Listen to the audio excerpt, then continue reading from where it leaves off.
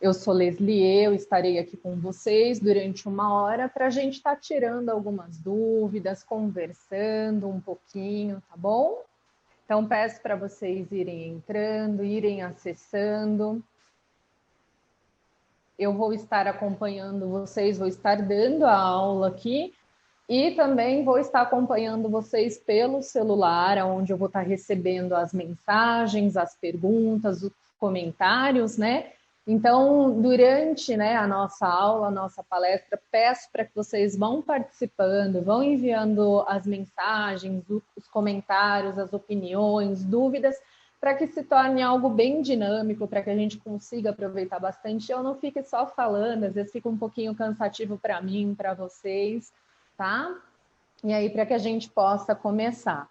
Eu vou aguardar só mais um pouquinho, o pessoal está acessando, tá bom? Então, vou estar acompanhando aqui para a gente poder fazer essa live aí de uma forma bem dinâmica, para que todo mundo possa ir interagindo e aproveitar bastante esse momento aqui, tá? Então, o nosso tema de hoje é imunização para Covid-19, né? O que nós precisamos saber sobre as vacinas. Então, antes da gente entrar no tema, eu vou me apresentar um pouquinho para vocês conhecerem um pouquinho de mim. Eu sou formada em farmácia, eu sou farmacêutica, tá? Eu atuo em um hospital e dentro do hospital nós criamos um centro de imunização. Então, há mais ou menos uns 3 anos, dentro do hospital, nós trabalhamos também com esse olhar de vacinação, tá?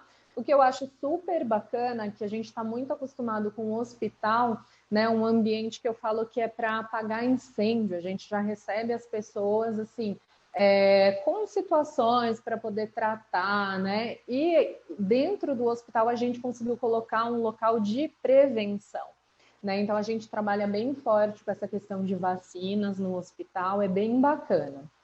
Então eu trabalho no hospital como farmacêutica clínica do Centro de Imunização. Também sou docente aqui da Racine, né? Eu ministro aulas no curso de imunização de vacinas, tá bom? A gente tem um curso bem bacana aí, já estamos indo aí para a 7ª turma, temos tido bons resultados desse curso, então acho que para quem gosta é um momento muito oportuno. Eu falo que essa área de vacinas, ela é muito carente de profissionais, né, para poder trabalhar dentro dessa área, e quem se identificar, além de ser carente de profissionais, a gente está num momento, apesar de estar vivendo uma pandemia, nós estamos num momento muito oportuno, onde essa área está crescendo muito e eu acredito que daqui para frente vai crescer muito mais. Tá? Então, basicamente é isso, meu trabalho. Então, vamos lá. Eu declaro que eu não apresento nenhum conflito de interesse, tá? Que possa estar relacionado aqui com essa apresentação. Quero deixar bem claro para vocês também que não tem nenhuma questão de posicionamento político. O que a gente vai discutir aqui está voltado mesmo com as dúvidas que nós temos no dia a dia, dúvidas relacionadas à doença, às vacinas, né, os esquemas que estamos tendo de vacinação, acesso, então é voltado a isso, tá? Então vamos lá, pessoal.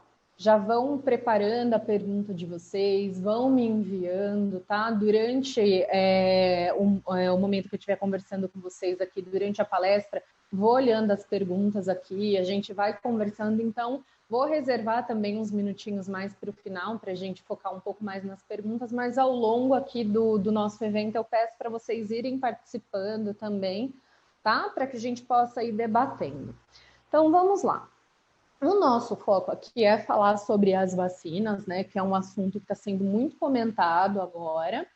Só que antes disso, eu vou trazer alguns pontos que depois, quando eu for falar das vacinas propriamente, né, a gente vai entender melhor. Então, já desde o começo, eu vou trazer alguns assuntos, algumas coisas que a gente vai começar a desmistificar, várias coisas que a gente tem visto ao longo aí desse 1 ano na pandemia, tá? Então, vamos lá, vamos falar um pouquinho sobre o vírus, tá? Eu vou começar definindo para vocês o termo zoonose, tá? Zoonose é um termo da medicina. Esse termo ele é designado para as doenças e infecções que são transmitidas para o homem através de animais, tá? Então, cerca de 60 a 75% das doenças infecciosas nos seres humanos têm origem dos animais. Isso é muito comum. Por exemplo, raiva, ebola, influenza, várias doenças aí, tá bom?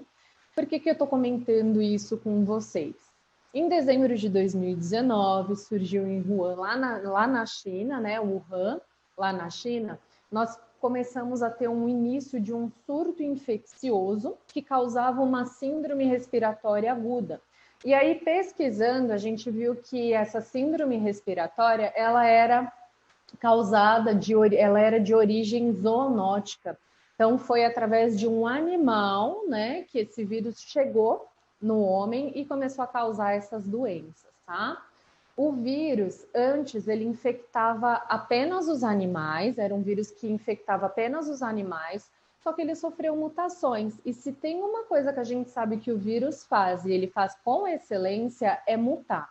Ele muta o tempo inteiro, só que chega num determinado momento que ele faz algumas mutações que tem um peso maior, que é o que acaba modificando muito a estrutura desse vírus e causa isso que nós estamos vivendo hoje, tá? Então, um vírus que antes causava doença só nos animais, ele se mutou, começou a causar doença nos seres humanos, que é conhecido hoje como SARS-CoV-2, tá? Quando foi em março de 2020, apenas 3 meses depois da descoberta desse vírus, né? Essa doença foi declarada 3 meses depois que nós descobrimos essa doença, essa situação foi declarada como uma pandemia, porque praticamente no mundo inteiro nós já tínhamos casos. Então, assim, foi muito rápido, né? Do momento que descobrimos, tivemos os primeiros casos, até ser declarada uma pandemia, tá? E está espalhado pelo mundo inteiro. Os coronavírus, por que eu falo os? Porque são vários vírus dessa família do coronavírus, tá? Então, eles fazem parte de um grupo de vírus chamado retrovírus. Esses retrovírus, eles já são super conhecidos, tá? Eles são responsáveis por causar, sim, infecções respiratórias, só que na grande maioria essa infecção respiratória, ela é leve, tá? Só que alguns vírus, eles sofrem essas mutações que eu comentei com vocês, e aí eles podem causar, sim, infecções moderadas ou graves, que é o que nós estamos vendo agora. Só a título de curiosidade, para vocês saberem, o SARS-CoV-2 é o 7º coronavírus a causar doença em seres humanos, tá? Então, de toda essa família desses vírus do coronavírus, ele é o 7º a causar doença. Só que até então, nenhum desses tinha chegado num nível de causar uma pandemia. Vou discutir isso com vocês mais um pouquinho, tá? E todos esses vírus, todas essas doenças já com esses outros tipos de coronavírus, eles vieram de origem de morcego, camundongo, algum animal doméstico. Então, está muito associado com os mamíferos, tá bom?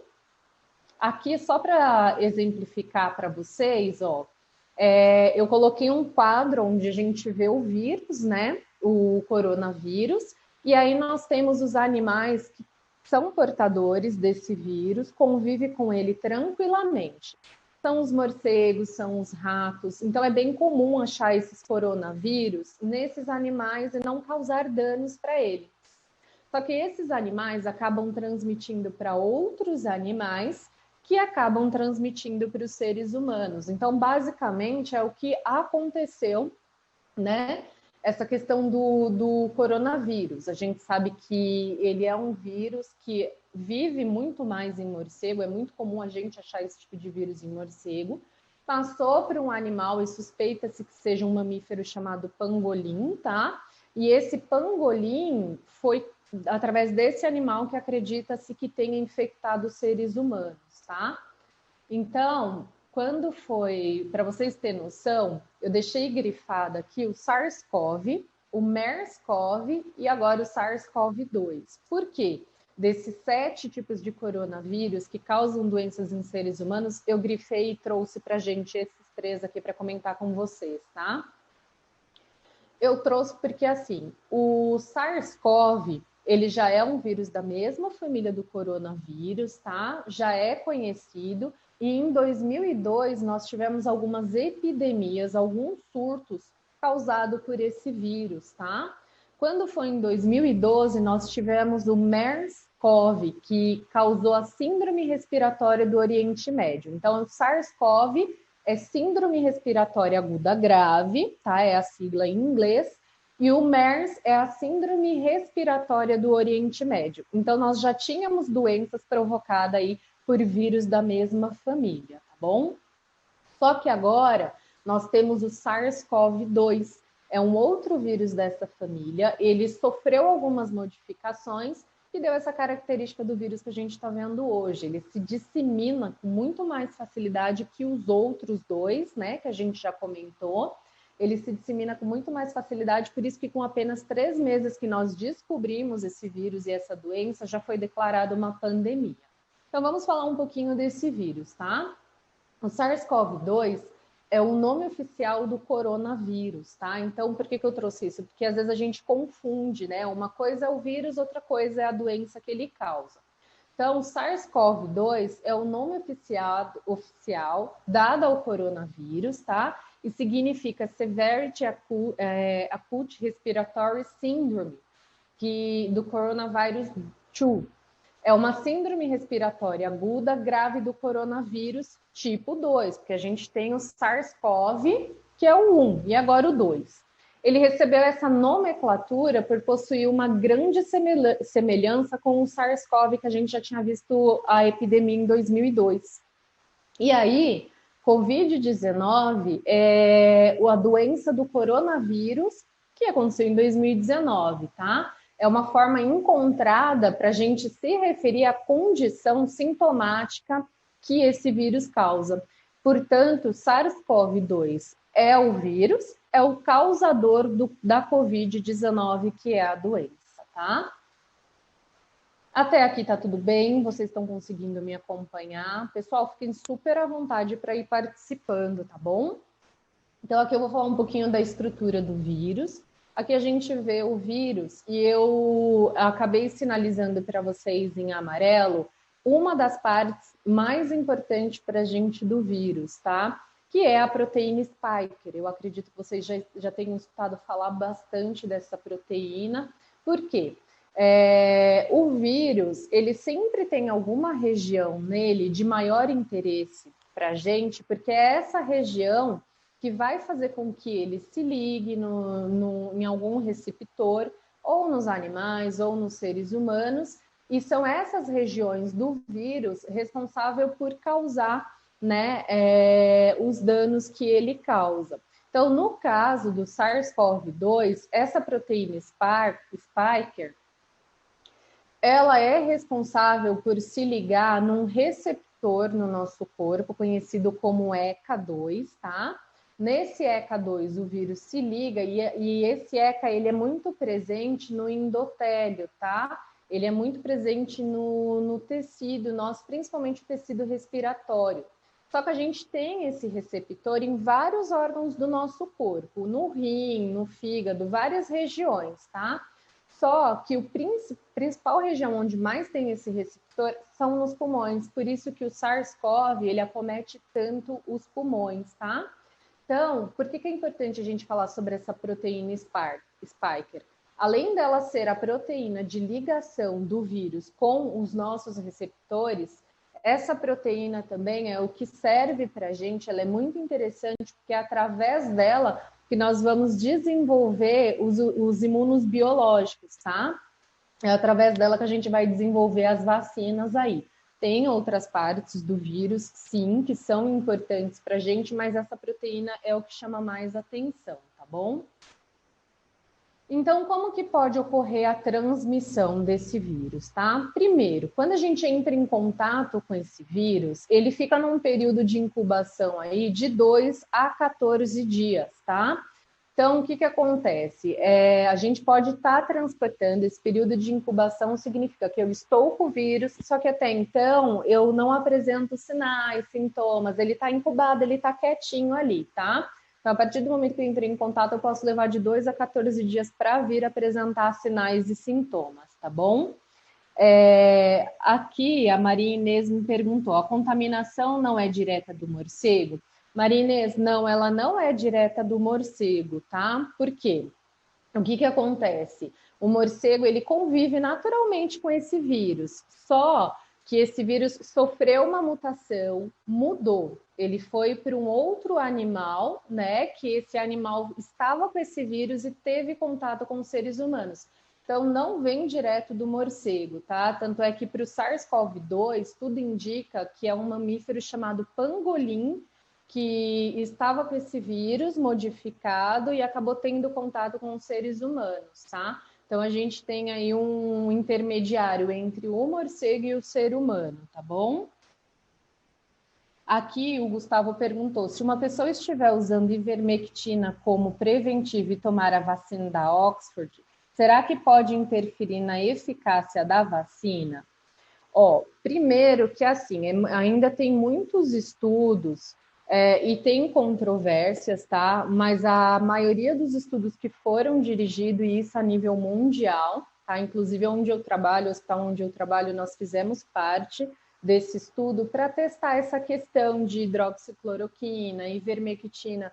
Nada ficou confirmado, muito pelo contrário. A gente tem visto muitas pessoas dar entrada no hospital com insuficiência hepática por uso excessivo de ivermectina, por essa questão de prevenção. Então, sinceramente, não é recomendado, tá bom? Já na questão da eficácia da vacina, não, a gente vai discutir isso um pouquinho mais para frente. Todas as vacinas que nós temos liberadas até o momento são inativadas e não teria interferência do medicamento com a vacina, tá bom? Acho que foi essa a pergunta do Gustavo, tá? Então, vamos lá. Então, o período de incubação é de 2 a 14 dias, tá? Isso vai ocorrer de uma pessoa para outra, tá? E isso pode ser de uma distância de até 2 metros. Às vezes a gente fala, sai gotículas, espirra, gesticula, e conforme a gente vai se movimentando, a gente vai disseminando essas partículas e ela tem um longo alcance, tá? Então, em até 2 metros, ela consegue, sim, contaminar outra pessoa. Pode ser através, né, de pessoa com pessoa ou de objetos, superfícies, objetos que estão contaminados e aí a gente acaba passando para outras pessoas. Então, a transmissão pode ocorrer através do espirro, tosse, gotículas de saliva, secreção nasal, tá bom? Toque ou aperto das mãos. Eu não sei se vocês sabem, mas quase 50% das doenças que são transmitidas, elas não seriam transmitidas devido à higienização correta das mãos. Então, quando a gente faz uma boa higienização das mãos, a gente consegue reduzir um bom número de contaminação, tá? Ou objeto ou superfícies contaminadas, aquilo que eu falei para vocês. Por isso, todo cuidado, né? Espirra, lava bem as mãos, né? Quando for espirrar, a gente tem que tomar o cuidado não só de proteger com a mão, mas sempre com o braço, protege com o braço, ou se espirrar na mão, lavar bem, higienizar, porque é aquilo que comentei com vocês, pode contaminar as mãos e a gente sair contaminando, tá? Ou se não se proteger, o que é pior ainda, o alcance dessas gotículas, tá bom? Das pessoas infectadas, hoje a gente sabe que 80% dessas pessoas, a gente já sabe, né? Já tem um bom tempo que 80% dessas pessoas são assintomáticas, ou então elas vão ter sintomas muito leves que elas nem vão desconfiar, talvez, que seja um Covid. Às vezes elas vão achar que é uma gripe ou uma dor de cabeça, algo do tipo, tá? Por isso que é muito importante a questão de usar máscara, a questão do isolamento, né? Do isolamento não, porque é o que eu falo, isolamento para mim não existe, porque assim, nós estamos num distanciamento social. Porque mesmo com esse distanciamento, nós estamos aqui socialmente falando, tá? Então eu prefiro falar que é um distanciamento social. Então a gente precisa desse distanciamento porque muitas vezes das pessoas que entrarem em contato com o vírus, 80% não apresenta sinais, não apresenta sintomas, mas está disseminando o vírus por aí. Por isso a importância da gente ter esses cuidados. Os outros 20% vai sim apresentar algum quadro, alguns moderados, outros mais graves, tá? Alguns vão evoluir para uma pneumonia, porque a gente sabe, aquilo que comentei com vocês, o vírus ele tem uma afinidade muito grande pelos receptores que está no pulmão, né, no nosso tecido respiratório. Então, ele vai causar um dano de uma forma tão rápida, tão intensa, causa pneumonia. Por isso, quando a gente pega uma tomografia de um paciente que internou, né, por Covid, a gente vê aquelas opacidade na tomografia do paciente, porque vai causando danos muito rapidamente no pulmão, tá? Então, desses 20%, alguns casos vão ser moderado, outros vão em menor quantidade. Vai ser casos mais graves, tá? Severos, vai precisar internação, vai precisar ir para uma unidade intensiva de terapia, vai precisar de oxigênio-terapia e uma boa parte vai vir a óbito, tá bom? Então, os sintomas, tá? Eles podem variar muito, é aquilo que eu falei. Tem pessoas que são assintomáticas, tem pessoas que têm sintomas leve, moderado e grave. Então, ele vai variar muito, tá? Ele pode ser desde um resfriado até uma síndrome gripal, que é dor de cabeça, dor no corpo, espirrar, tá? Que são sintomas de uma gripe. E pode sim, dependendo do caso, evoluir para uma pneumonia severa, tá? Os sintomas mais comuns: tosse, febre, coriza, dor de garganta, dificuldade para respirar, porque aquilo que comentei vai causando um dano muito rápido nos pulmões, tá? Perda do olfato, perda do paladar, são duas características que a gente tem visto bastante no hospital. Pacientes que tiveram um quadro de Covid, depois que se recuperam, eles permanecem por meses, às vezes até 5, 7 meses, sem sentir cheiro, sem sentir o gosto dos alimentos. Então, é uma das sequelas, né, de quem teve Covid. Distúrbio gastrointestinais, um cansaço, mesmo sem fazer esforço físico, a pessoa sente um cansaço extremo, tá? A diminuição do apetite e a dispneia, que é a falta de ar, tá? Então, esses são os principais sintomas que caracterizam um quadro clínico de Covid. E aí a gente vai falar um pouquinho sobre o grupo de risco, né? O que é grupo de risco? São pessoas que, mediante a uma determinada situação, uma determinada enfermidade, elas têm maior risco de contrair aquela doença e maior risco ainda de vir a óbito. Então, isso é o que a gente chama de um grupo de risco, tá? No caso do coronavírus, os indivíduos que se mostram mais vulneráveis, tá, à doença são os profissionais da saúde, porque a gente está numa exposição muito grande, a gente está o tempo inteiro ali lidando com pacientes que estão, né, positivo para essa doença. Os idosos, a gente sabe que depois dos 50 anos de idade, a gente começa a ter uma queda natural do sistema imunológico, o envelhecimento natural do sistema imunológico, principalmente fica mais acentuado a partir de 60 anos de idade, e com isso a gente já não tem mais o nosso sistema imunológico trabalhando tão bem, por isso que acaba sendo um grupo aí de risco, tá? Pessoas com doenças respiratórias, asma, bronquite, pessoas tabagistas, pessoas etilistas, tá? Então, às vezes a pessoa ela não tem um problema de saúde, ela não tem uma doença de base, mas os hábitos de vida dela, beber, fumar, a gente sabe que acaba causando uma depressão no sistema imunológico, com isso a pessoa acaba ficando mais exposta, né? Diminuindo aí a proteção do nosso sistema imunológico, ela está mais exposta a alguns fatores aí. Pessoas com diabetes, a gente sabe que a diabetes compensa o organismo inteiro, a pessoa tem sim maior chances, tá?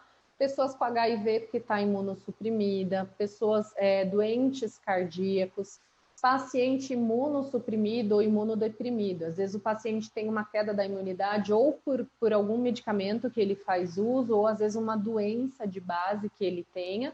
E a gente tem visto também pessoas com obesidade, são as pessoas que têm tido um dos piores desfechos no quadro de Covid, quando interna, quando vai para uma unidade de terapia intensiva. Tem estudos que suspeitam, a gente ainda não sabe, mas talvez a questão de pessoas obesas terem um desfecho assim pode ser que as gorduras, né, os lipídios, eles sirvam de fonte para os micro-organismos poder, para o vírus poder se reproduzir, se multiplicar. Então, nesse tecido adiposo. Então, talvez, ainda não temos certeza, é um dos estudos que está acontecendo. A gente está tentando entender o porquê pessoas obesas têm um pior desfecho, tá? Ó, aqui o Gustavo me falou, um pesquisador chamado Tomás Turbani, em uma de suas pesquisas sobre a quercetina, descobriu que as pessoas estavam usando a quercetina, inibiu a velocidade de replicação. Isso procede? Gustavo, a gente tem visto esses estudos também, mas a gente ainda não consegue afirmar, tá? Foi a mesma coisa lá atrás, quando a gente falava sobre a ivermectina, sobre o uso de azitromicina associado, vai diminuir carga viral? Vai, o que vai acontecer? Então, assim, ainda são muitas especulações e a gente ainda não consegue ter certeza desses dados, né? A gente precisa de muito mais estudos, por isso a importância de vários países, porque são vários países fazendo vários estudos, a gente faz estudos multicêntricos, onde a gente realmente vai conseguir analisar. Então, ainda é tudo muito vago para a gente, tá? Então, eu falei um pouquinho sobre o grupo de risco e eu vou trazer para vocês aqui agora um pouquinho dos dados mundiais, tá? Esses dados são de hoje, são super recentes, tá bom, pessoal? Então, aqui, se a gente entrar no site do Congresso em Foco, a gente vai ver que a Universidade de Medicina de Johns Hopkins, eles sempre estão atualizando esses dados, são dados que são lançados diariamente, tá? E a gente vai acompanhando. Então, nós sabemos que hoje no mundo nós já tivemos mais de 115 milhões de casos confirmados de pessoas que tiveram o Covid, tá? Entraram em contato com o SARS-CoV e desenvolveram a doença. Desses 115 milhões, foram 2 milhões e meio de morte a nível mundial, tá bom? O Brasil, a gente está aí no pódio, aí, ocupando um ranking e não é dos melhores, infelizmente não é por uma boa causa, mas em questão de pessoas contaminadas, nós estamos no terceiro lugar, tá? Perdemos apenas para os Estados Unidos e para a Índia.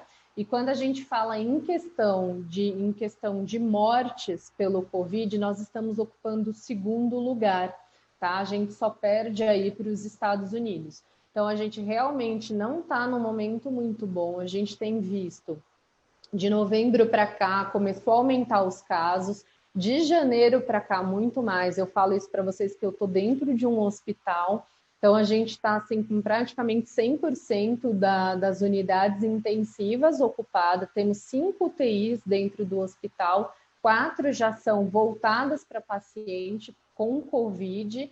E o hospital está muito cheio, e dessa vez eu falo para vocês que no começo a gente via assim, pessoas mais velhas, né, acima de 60 anos, ou pacientes mais jovens com comorbidades, e dessa vez está internando muitos pacientes jovens sem comorbidade, lá pela faixa dos 20, 30 e poucos anos.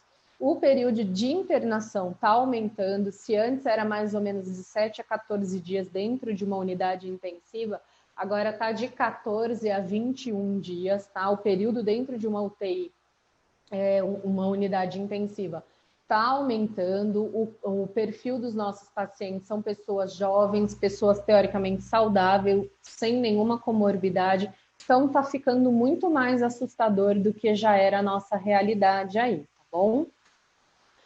Então, aqui trazendo agora para os dados a nível Brasil, tá? Nós temos uma população aí de aproximadamente 210 milhões de pessoas, tá? Desses 210 milhões, no Brasil, nós temos casos confirmados de mais de 10 milhões de pessoas que foi confirmado que teve Covid, tá? Desses 10 milhões, a gente teve 259 mil óbitos, tá? Isso foi atualizado hoje, quase 260 mil óbitos por Covid. e os nossos índices de taxa de mortalidade diário está aumentando. Hoje a gente chegou num índice, né, porque eles vão atualizando por dia, qual o dia onde a gente teve maior número de óbitos aí por essa doença. No dia de hoje foram 1.910 mortes, até o momento que eu peguei essa informação, foi mais ou menos no horário do almoço, provavelmente agora já deve estar atualizado. Então a gente vê que a situação está muito complicada. Aqui, ó, quando a gente para pensar nessa questão da contaminação, um país que disparou em casos de contaminação foi Roraima, seguido pelo Distrito Federal, tá? E o que menos temos, né, confirmado casos de Covid foi o Maranhão. Só que quando a gente para ver, no lado esquerdo, a gente vê esse gráfico em verde, ele traz para a gente casos de coronavírus no Brasil. No segundo quadro, em azul, a gente vê mortes por coronavírus no Brasil. Então, quem lidera, né, o estado aqui no Brasil que lidera esse ranking é Amazonas. A gente viu o que aconteceu em Manaus, né, no começo desse ano, toda aquela situação que eles viveram, vem seguido pelo Rio de Janeiro e, por último, fica o Maranhão, tá? Então, a gente vai vendo aí como que está a nossa situação. A verdade, pessoal, é que a gente está numa guerra, num momento muito delicado, onde a gente está lutando com um inimigo que a gente não consegue ver, né? E mediante todo esse cenário, qual a saída que a gente tem para isso? Porque até hoje a gente não tem ainda nenhum tratamento comprovado para que a gente possa tratar um paciente, né, infectado pelo SARS-CoV. Então, a gente tem medidas que a gente vai cuidando do paciente, mas a gente não tem medicamentos para poder acabar com o vírus. A gente vai cuidando, vai tratando do dano que ele causa, tá? Então, hoje, o que nós temos como ferramenta para a gente se proteger, tá? Hoje nós temos essas medidas desde o começo da pandemia, o distanciamento, né, social.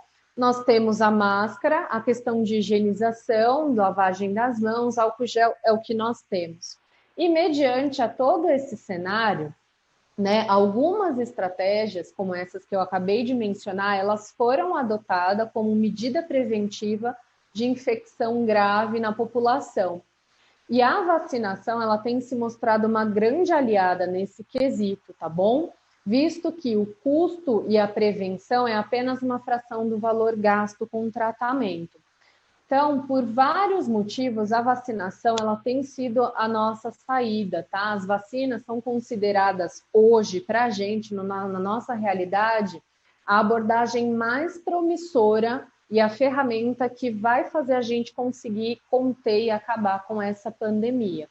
Porque quando a gente para pensar, pessoal, em bactéria, principalmente vírus, nós estamos sempre pesquisando medicamentos, nós estamos sempre correndo atrás, por exemplo, os antibióticos. O último antibiótico novo que nós tivemos foi há mais de 70 anos. De lá para cá, a gente melhora as moléculas, faz junção de antibióticos para poder potencializar. Descoberta, não. E isso falando de bactéria, e quando a gente fala de vírus, é mais difícil ainda, porque é aquilo que eu comentei com vocês no comecinho da nossa aula. Se tem uma coisa que o vírus faz é replicar, e ele se replica com muita excelência. Então, a gente está sempre um passo atrás, né? É como se a gente desse um passo para descobrir um tratamento, o vírus já tivesse dado 10 passos na nossa frente, porque ele se mutou. Quando a gente resolve um problema, já tem outro. Então, a gente pensa em medicamentos, mas quando a gente para ver a nossa realidade, a gente tem que pensar muito mais na questão da vacina, porque eu preciso eliminar esse vírus. Não adianta ficar tratando, porque ele vai ficar sofrendo mutações. Por isso que a vacina é tão promissora assim, tá? Então, falando agora, já entrando no nosso tema aqui. Eu quis fazer toda essa abordagem antes, porque surgem muitas dúvidas, muitas perguntas, né, relacionadas a essas questões. Às vezes as pessoas falam, mas esse vírus foi criado em laboratório. Não, pessoal, desde que o mundo é mundo, a gente vê evolução desses vírus, É aquilo que eu comentei com vocês, quase 75% das doenças causadas em seres humanos é de transmissão de animal para o ser humano. O vírus está sempre mutando. Quando foi feita a leitura, né, genética do vírus, do SARS-CoV, quando é criado em laboratório, ele fica com algumas marcas na leitura do DNA, né, da genética desse vírus, do RNA. Ele fica com algumas marcas como se fossem cicatrizes aonde o pessoal mexeu, aonde teve a inserção de um novo gene, alguma coisa do tipo. E do SARS-CoV não é encontrado nenhuma dessas cicatrizes, né? Dessas emendas que seria do RNA desse vírus. Então, eu trouxe essas questões para a gente desmistificar muita coisa que a gente escuta, tá? Aqui o Tiago me pergunta, e criança está tendo? Tiago, aonde eu trabalho, o hospital que eu trabalho, nós não atendemos público infantil, né? Então, para a minha realidade, eu não vejo criança, mas no nosso meio a gente escuta alguns casos e outros, mas bem menos, é bem mais difícil, tá? Então, acontece, mas é numa quantidade bem menor aí, não é com tanta frequência quanto a gente vê agora, vamos supor, nos adultos jovens, que antes não era e agora passaram a ser, tá? Esses pacientes alvos aí. Então, quando a gente fala de vacinas, pessoal, é indiscutível a questão de segurança, o quanto elas são seguras, tá? A gente já erradicamos doenças, já controlamos diversas outras doenças através das vacinas. Os benefícios da vacina, né? Hoje a gente sabe que através das vacinas, tem uma frase que eu acho ela sensacional, que fala assim, que depois da água potável, pessoal, nenhuma outra medida foi tão eficaz para diminuir mortalidade e aumentar o tempo de vida das pessoas que nem as vacinas. Nem mesmo os antibióticos que tratam essas infecções foram tão potentes e significativos, né, para a nossa longevidade, para a nossa evolução, que nem as vacinas são. Ela só perde para a água potável, tá? O controle e a eliminação das doenças. A OMS, ela estima que todos os anos quase 3 milhões de mortes são evitadas por conta das vacinações, tá? Tem um excelente custo-benefício, porque quando a gente para pesar, né, o valor de você administrar uma vacina e quando você tem um paciente internado por algo que você poderia prevenir e não preveniu, né? E esse paciente interna, dependendo do problema de saúde, ele vai para um leito de UTI, fica dias na UTI, recebendo medicamentos antibióticos caríssimos na veia. Então, assim, quando a gente para pensar na questão do custo-benefício, a vacina, ela tem um benefício muito maior, tá? E eu falo isso não só por questão financeira, mas se eu puder vacinar o meu paciente e poupar dele ter que entrar dentro de um hospital, de uma UTI e ficar exposto a outras doenças, que a gente sabe, né, que ele fica exposto a muitas doenças, então isso é imensurável, tá bom?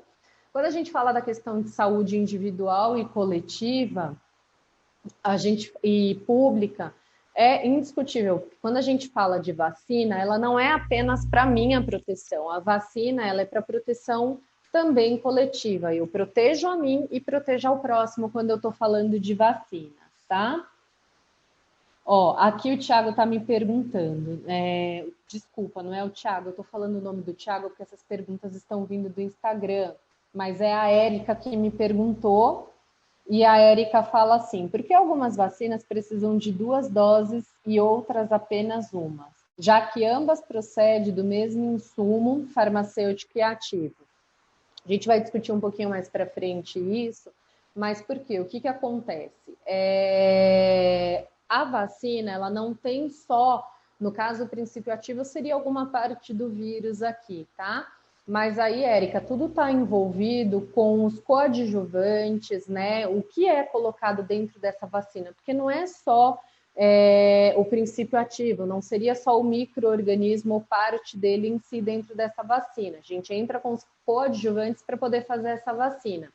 Então, tudo isso interfere e algumas vacinas, para chegar num nível de proteção, e isso está muito envolvido, né, com o mecanismo de ação que ela vai desenvolver através dos coadjuvantes da vacina.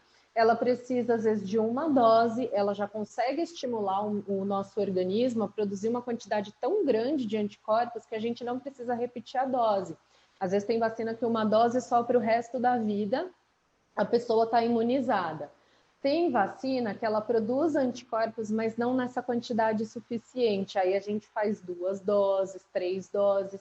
Às vezes faz uma dose agora, repete a cada 10 anos. Então, tudo isso está voltado com o quanto aquela vacina vai conseguir ou não estimular o nosso sistema imunológico e a quantidade de anticorpos que ela vai produzir. Tá? Então, está bem voltado a isso. Então, vamos lá. Então, pessoal, apesar de eu estar comentando tudo isso de vacinas com vocês, que a gente sabe que é indiscutível a eficácia, a segurança, os benefícios, tá? Ainda rola muito mito em relação a vacinas, principalmente já acontecia antes, e agora, nesse momento que nós estamos vivendo, acontece muito mais, tá? A gente vê muita notícia, chega muita notícia para a gente, e nem todas são notícias que procedem, são notícias de qualidade, por isso que é uma coisa que eu sempre falo. Muito cuidado com a fonte aonde vocês vão buscar informações. Sempre que vocês forem buscar informações de qualquer assunto, no caso aqui falando de vacina, entra no site da Sociedade Brasileira de Imunologia, entra no site da Sociedade Brasileira de Infectologia, da OMS, da Anvisa. São fontes seguras, porque às vezes a gente pega notícias aleatórias, chega a mensagem e aí ela acaba trazendo para a gente coisas que não são, e a gente tem visto muito isso durante a pandemia, tá? Então aqui, o que são vacinas? São substâncias que elas são constituídas por agentes patogênicos ou parte deles, tá? Pode ser um vírus, pode ser uma bactéria. Esse vírus, essa bactéria, ele pode estar vivo, pode estar morto e estar inteiro, pode ser só uma parte desse micro-organismo, tá? E aí, qual a finalidade? A gente prepara essa substância, esse imunobiológico, e introduz no organismo com a finalidade de estimular o sistema imunológico a produzir anticorpos, tá? Para atuar contra aquele agente ali da vacina que causa infecções. Então, hoje, as vacinas, hoje sempre, né? Elas representam um meio mais seguro e eficaz da gente se proteger contra determinadas doenças, tá bom? Então, aqui é um esqueminha bem basiquinho do que eu acabei de comentar com vocês, né? O que são vacinas? Então, toda vacina, ela contém nela um micro-organismo ou parte desse micro-organismo. Eu vou falar mais para frente com vocês sobre isso, tá bom? Então, a gente coloca dentro da vacina o micro-organismo, e aí é aquilo que eu falei para vocês. Eu vou pegar desse micro-organismo a parte que mais me interessa dele. Por isso que eu comentei sobre a proteína Spike, né, do SARS-CoV-2. Por quê? É a parte que faz ligação e desencadeia e dá para ele toda essa virulência que ele tem, tá bom? Então, essa proteína, a Spike, ela tem sido o principal alvo para as vacinas que a gente está vendo aí. A grande maioria se baseia ou nessa proteína inteira ou parte dessa proteína, tá? Então, a gente pega parte desse micro-organismo, parte dessa proteína, coloca dentro da vacina. Quando injeta na pessoa, essa proteína, né, do vírus vai se ligar com os nossos anticorpos e vai mimetizar, né, vai imitar como se fosse a doença. Nosso corpo vai produzir anticorpos, tá? E aí, quando a gente tiver um contato real com a doença, ele já tem memória imunológica, porque em algum momento ele entrou em contato com aquilo, ele fez uma memória de proteção, tá bom? Então, quando ele entrar em contato realmente com o vírus da forma selvagem, né, ou a bactéria da forma selvagem, que é como a gente encontra na natureza, aí o nosso corpo vai lembrar, puxar na memória imunológica dele e vai produzir anticorpos, tá? Então, vamos lá. Eu vou falar um pouquinho sobre a pesquisa e desenvolvimento de vacinas. Às vezes eu dou uma pausa, que é que eu estou acompanhando as perguntas que chegam aqui, tá, pessoal? Vamos falar sobre um pouquinho sobre a pesquisa e desenvolvimento das vacinas, tá? Quanto tempo leva, em média, para a gente desenvolver uma vacina? Isso é para vacina e para qualquer outro medicamento. Leva de 10 a 12 anos aí, tá? Qualquer produto aí. E aqui eu vou falar um pouquinho sobre as fases. A gente tem a fase fundamental e pré-clínica. A fase fundamental é quando a gente vai ver ali, a gente vai identificar e isolar um patógeno. Então, a gente teve que isolar esse vírus, identificar ele e reconhecer qual é a parte desse vírus que desencadeia toda essa virulência, essa resposta aí, tá? Depois que a gente reconheceu essa parte desse patógeno que causa essa doença, o próximo passo é identificar qual estrutura é capaz de induzir uma resposta imunológica. Então, é aquilo que eu falei, no caso do SARS-CoV, é a proteína Spike, é ela que consegue aí acabar ativando o nosso sistema imunológico e dando uma resposta imunológica, tá? Depois que eu isolei, identifiquei esses passos que eu comentei com vocês, a gente entra na fase de teste pré-clínico. Nessa etapa de teste pré-clínico, tá, pessoal? Ela é dedicada a entender como que a vacina vai agir. E aí é onde são realizados testes laboratoriais, né? Com animais, tanto in vitro e depois in vivo com animais, com o objetivo da gente conseguir demonstrar a segurança dessa vacina e qual o potencial imunogênico que ela tem. Quando eu falo imunogênico, qual o potencial que essa vacina tem de me dar imunidade, fazer imunidade, tá bom? Tudo isso tem que seguir as diretrizes estabelecidas pelas autoridades reguladoras locais, tá? Esses testes em animais. E aí, quando a gente sai dessa parte de testes com animais, a gente sai da fase pré-clínica e entra na fase clínica. Toda vez que vocês ouvirem a palavra clínica, ela está associada com algo voltado às pessoas. Então, aqui entra na fase clínica, que é quando a gente começa a testar não mais in vitro nem in vivo, né, nos animais, e começa a testar em seres humanos. Então, na fase clínica, ela é dividida em 3 etapas. A fase 1, ela é feita com algumas dezenas de voluntários adultos e saudáveis, tá? E aí a gente vai avaliar o que na fase 1? A dose e a segurança do imunizante. Né, a gente vai tentar ver aí qual a menor dose que eu vou dar para esse paciente, que a gente vai tomar muito cuidado com a questão de toxicidade. É nessa fase que a gente vai testar isso daí. E também ver agora, dessa vez, porque uma coisa é testar em animais, a outra coisa vai ter resposta imunológica no ser humano? Então, nessa fase 1, a gente vai observar esses pontos, tá? Já na fase 2, a gente sai de algumas dezenas de voluntários e passa para algumas centenas.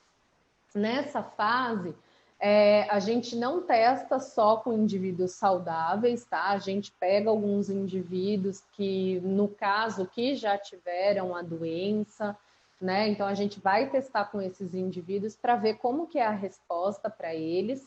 A gente vai avaliar a segurança da vacina, de novo, a imunogenicidade. Nessa fase 2, a gente tem a definição da dose. Na fase 1, eu tomo cuidado para eu descobrir qual é a dose que causa toxicidade, né, que vai trazer algum dano. Já na fase 2, eu consigo definir qual é a dose e qual vai ser a forma de administrar essa vacina, né? Porque toda vacina ela é feita e elaborada pensando na via de administração. É subcutânea? É intramuscular? Né? Que resposta, em qual tecido que a gente vai ter uma melhor resposta? Então, tudo isso é definido na fase 2. Quando a gente entra na fase 3 da clínica, dos estudos clínicos, a gente sai de centenas e passa a ter milhares de voluntários, tá? E aí, nesse momento, é onde ocorre muitas vacinas, a gente já começou na fase 3 aí, a gente vai discutir um pouquinho sobre isso, e aí a gente vai fazer a avaliação definitiva da eficácia da vacina, a gente vai tentar descobrir qual a duração dessa proteção dessa vacina e também a gente vai identificar os eventos adversos que existem aí, né? Que é aquilo que a bula traz para a gente, é nessa fase 3. Saindo da fase 3, pessoal, os laboratórios vão enviar um dossiê, um documento, tá bom? Para os órgãos governamentais, desculpa, me fugiu a palavra, vai enviar esses dossiês, toda a brochura, todo o documento de tudo que foi anotado durante o estudo é entregue, tá, para esses órgãos, onde eles vão fazer uma avaliação do estudo e ver se realmente aquele produto ele traz benefício ou não para a população e se vale a pena liberar o uso desse produto. Aqui no caso, quem cuida disso é a Anvisa aqui no Brasil, tá? E aí esse produto, essa vacina só pode ser disponibilizada para a população depois da aprovação da Anvisa, tá? Fiz uma análise, avaliei a eficácia e a segurança dessa vacina, tá ok, atende aquilo que ela se propõe a fazer, é liberado e aí a gente entra na fase de registro, né, desse produto e aí ele é liberado. Quando ele é liberado para comercialização, nós entramos na fase 4. O que é a fase 4? Após a aprovação, a vacina vai para comercialização, né? E aí é disponibilizada para toda a população, só que os estudos não terminam, né? A gente escuta muito falar de farmacovigilância. É uma continuidade dos estudos, porque a gente vai avaliar agora a segurança desse produto a longo prazo, a gente vai acabar detectando eventos adversos que são pouco frequentes ou esperados, porque pensa, a gente tem um N muito pequeno no momento que a gente está desenvolvendo as nossas vacinas, tá? Então, se eu tenho um N pequeno, libero para a população, que é um número muito maior de pessoas, com certeza vai ocorrer alguns eventos que a gente não pegou durante um estudo, porque a gente sabe que vai aí acabar atingindo várias pessoas, né, de várias raças. Então, a gente vai conseguir ter uma resposta aí melhor, por isso que a gente tem que fazer esse acompanhamento da vigilância para poder notificar. E é através dessas notificações, dessas observações que a gente vai vendo, que a gente vai tendo alterações na bula, que a gente vai determinando, olha, esse produto era utilizado para tal faixa etária, agora não é mais, porque nessa faixa etária causa danos. Então, é assim que a gente vai atualizando, tá? Então, só a título de curiosidade, tempo para elaboração das vacinas, tá? A vacina até hoje, até então, a vacina que foi elaborada mais rapidamente é a da cachumba, que levou aí 4 anos para ser elaborada, seguido pela do sarampo, que foram 10 anos, e a vacina na história que levou mais tempo para ser elaborada foi a da febre tifoide, aí 105 anos de estudo em cima para poder elaborar essas vacinas, tá? E aqui, duas coisinhas que a gente precisa definir, né? Classificação de liberação das vacinas. A gente sabe que o uso definitivo é quando você avaliou todas as fases dos estudos, né? Principalmente na fase 3, você fez uma avaliação, o produto atendeu e aí ele é liberado, faz o registro definitivo. Então, quando o produto recebe um registro de uso definitivo, ele pode ser usado num caráter, né, definitivo após essa análise. Ele foi aprovado, ele é liberado para toda a população para a qual aquele produto é destinado, ocorre a vacinação em massa e ele é distribuído na rede pública e privada. Só que mediante a situação que nós estamos vivendo hoje nós temos uma segunda classificação de liberação das vacinas, tá? Que é o que a gente tem escutado falar muito de uso emergencial. Então, o que diferencia do uso definitivo para o uso emergencial? Quando a gente pensa no uso emergencial, é um público-alvo pré-definido, tá? Um prazo pré-determinado, ele não vai poder ficar por muito tempo nessa questão de uso emergencial. Está liberada a vacina, está sendo aplicado, mas os estudos estão acontecendo, eles não param, porque eles precisam caminhar para o uso definitivo, tá? Fornecida apenas pela rede pública, enquanto ele é como uso comercial, como uso emergencial, ele não pode ser comercializado essa vacina, tá? Apenas imunizante na fase 3, que é onde já traz para a gente tudo que a gente precisa avaliar de questão de eficácia, de segurança, pode pedir autorização de uso emergencial das vacinas, tá? E quais os critérios que são avaliados para as vacinas, tá? Não é porque é uso emergencial que é liberado de qualquer jeito e queima etapas. Não acontece isso, pessoal. É avaliada a questão de qualidade, segurança, eficácia. condições de armazenamento é uma coisa muito importante que vai impactar muito. Às vezes eu tenho um produto e ele não é viável para mim, pela forma de armazenamento, e a gente vai discutir isso daqui a pouquinho, tá? Prazo de validade, boas práticas de fabricação, tudo isso é analisado como se fosse do uso definitivo, tá?